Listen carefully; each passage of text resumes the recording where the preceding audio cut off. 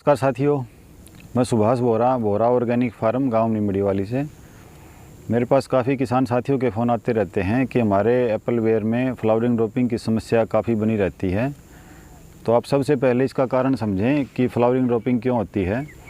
तो इसमें सबसे बड़ा मेन रीज़न होता है पौधे में न्यूट्रिशन की कमी। जब तक आप पौधे में न्यूट्रिशन की पूर्ति नहीं करेंगे तो यह समस्या आपकी बनी रहेगी, क्योंकि पौधे को अगर पोषण पूरा नहीं मिलेगा, उसको भोजन पूरा नहीं मिलेगा तो पौधे की रूट उससे डिस्टर्ब होती है और वो सही से डेवलप नहीं हो पाती।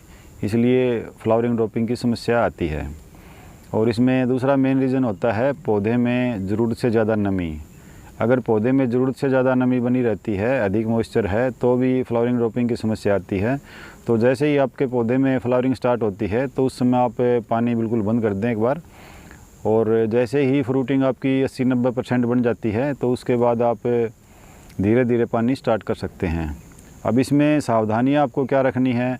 सबसे मेन बात तो आपकी ये है कि फ्लावरिंग के समय आपको कोई भी फंगीसाइड और इंसेक्टिसाइड का हैवी डोज नहीं देना है।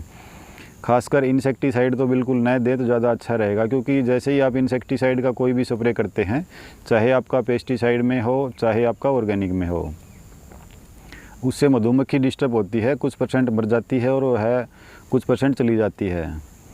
तो इससे बड़ी समस्याएं आती हैं, क्योंकि मधुमक्खी जो है वह पॉलिनेशन का कार्य बहुत अच्छे से करती है। अगर मधुमक्खी आपके बगीचे में नहीं है तो भी फ्लावरिंग ड्रॉपिंग की संख्या बढ़ जाती है और उससे फिर फ्रूट सेट होने में भी प्रॉब्लम आती है। तो इस बात का विशेष ध्यान रखें, कोई भी हैवी डोज बिल्कुल भी न दें। खासकर पेस्टिसाइड का तो बिल्कुल भी नहीं देना है। अगर ऑर्गेनिक में ज़्यादा ज़रूरत है तो कुछ % आप दे सकते हैं। वैसे फ्लावरिंग स्टेज पे किसी भी पेस्टिसाइड की ज़रूरत नहीं होती है। आप एक स्प्रे पहले निकाल सकते हैं फ्लावरिंग से पहले, और दूसरा स्प्रे आप फ्रूट सेट होने के बाद आप कर सकते हैं। बीच में अगर ज़्यादा ज़रूरत पड़े तो फंगीसाइड आप दे सकते हैं, लेकिन पेस्टिसाइड बिल्कुल भी नहीं।